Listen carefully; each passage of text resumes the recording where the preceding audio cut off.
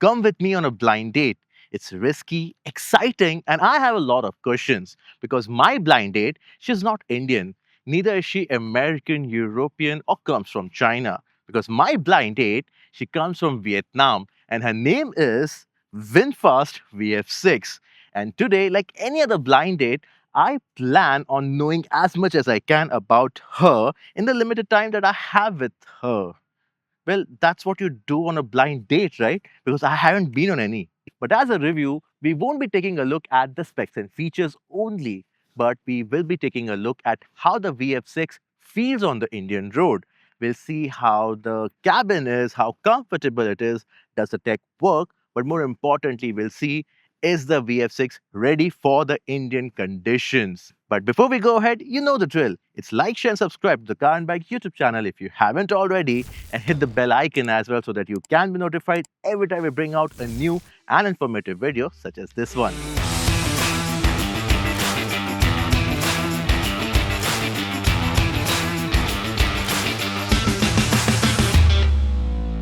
You need to know that the VF6 dimension, it's almost as big as the Nexon EV and Windsor EV, but not as big as the Creta or the Curvv EV. Apart from the numbers, it also looks the most unique here. Personally, the front DRL spanning the face reminds me of a bird called Razorbill. Tell me if I'm wrong here. As much as it's cute, the rear is equally handsome. And overall, the VF6 is something unique to look at, and you won't mistake it for anything else on the road. And for a debut brand, that's half the battle won already. And talking about unique, the cabin is even more so. But firstly, it's the doors. Not just the driver's door, but all four doors, they are literally heavy and you have to heave them close. But once you close them, it closes with a very good, nice thud. Something you would really associate with a German brand. But once inside, the quirkiness starts to make itself apparent. Firstly, it's the steering. It's so small in dimension. Behind that, the driver's display, or rather the lack of it. There's no driver's display in the VF6 or even the VF7, but you do get a heads-up display. More importantly, every other function is integrated into this large touchscreen. We saw something similar in the Windsor EV. The Windsor gets a bigger tablet or TV-like screen. Here, this is good enough, large enough. This touchscreen has good response, has everything integrated into it, be it the regen, the drive mode, even adjusting your ORVM is fitted right here. It feels a bit too intuitive at times.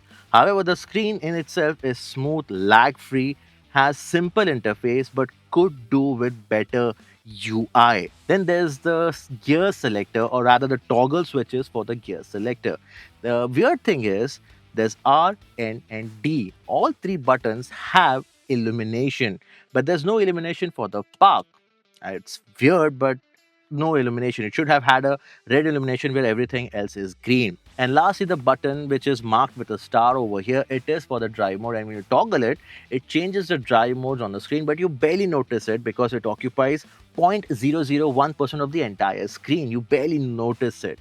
The interface for the drivability, for example, the speedo, the gear selector, the battery level, it could be well laid out because you have a lot of area and it has a lot of negative space on it. As I said, the UI could be better. Then we come to the seats. Now these are large, ventilated, and have a good support for your driving dynamics. This being an EV, the center console is quite elevating. The armrest storage, it's quite deep in my opinion, and the cup holders are rightly placed. And then we come to the visibility, and the view up ahead is nice because of the thin A-pillar, but for people who prefer looking at the edges of their car when driving, they might have a problem because of this sloping bonnet line. More importantly, the rear visibility is one of the narrowest I've ever seen of late. Even in smaller cars like Mini or some coupe SUVs, it's much better than what you get over here. It's barely this much in my IRVM. But on the upside, the fit and finish of the entire cabin is better than what I expected. There's soft cushioning on the dashboard, the tan and golden and the black plastic combination. It feels nice and premium. Might not feel luxurious, but it doesn't disappoint, and it will definitely age well is what I think, because of fit and finish after the front row, we have to talk about the second row. Yeah. Firstly, the door sill, it's quite wide. Especially for elderlies, you have to literally climb in the car. Now, once inside, this place is one of those cars which does not offer you a second row experience, which is good enough in the long run. Now, the battery placed beneath the floorboard, so you are sitting quite knee up. If you want a second row experience which is good enough, you have to consider the bigger sibling, because here the seating position is not the best. The recline angle is slightly upright or not too comfortable, especially when you combine it with this knee high position. The headroom is decent for my frame. I'm 5.5. Taller passengers would also find it decent, but there's no cover between the glass roof and the occupant. So, during the Indian summer, it will definitely get a lot hot in here. More importantly, the space for three over here is not recommended. Two people, sure, you have a proper folding armrest with cup holders, couple of Type A USBs, again, no Type C over here. But that's all that you get over here. There's a one single air vent, and the headrest, it's poking in my neck. So overall, the second row is not recommended for longer journeys. And lastly, the boot space, rated at around 460 liters, doesn't seem like it. It feels much more smaller than it is. It doesn't have a spare wheel. You do get a puncture repair kit, but that's about it.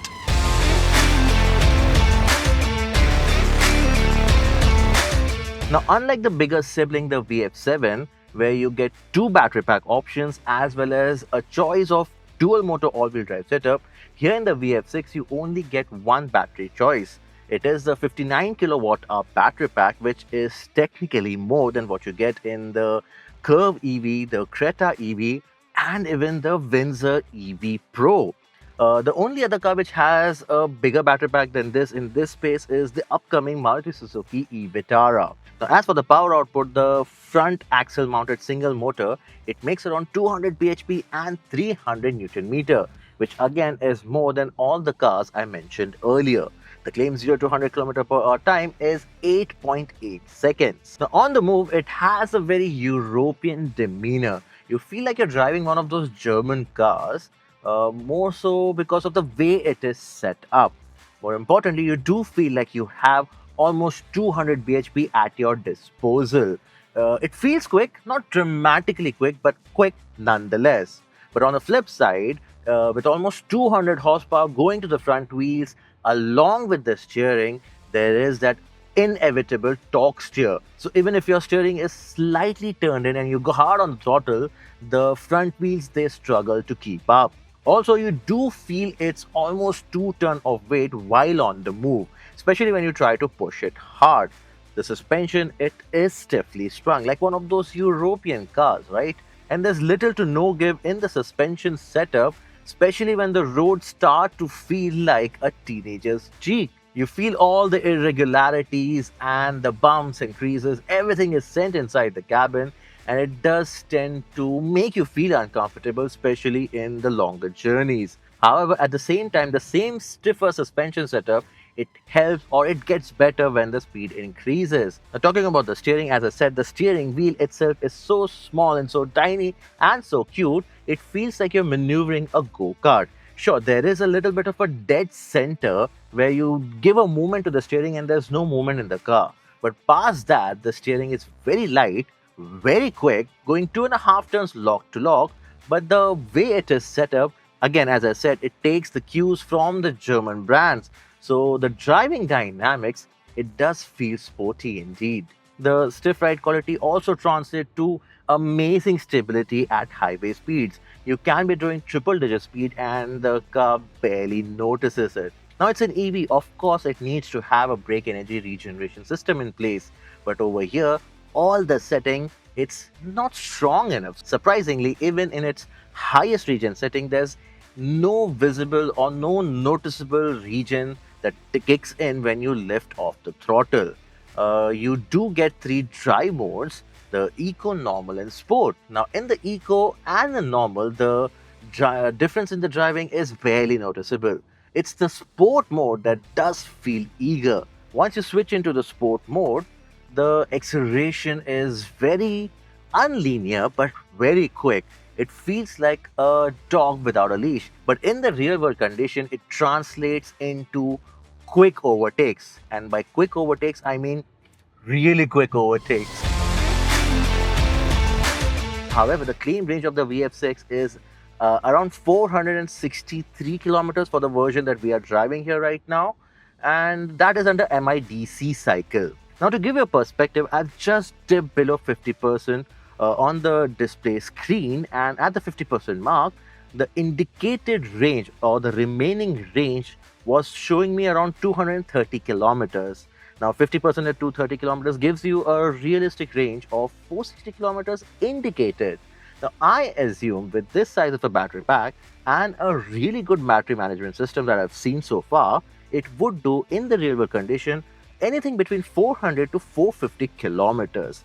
That is way beyond anything that is available in this segment, be it the Curvv, Creta, Windsor, or anything else at this price point.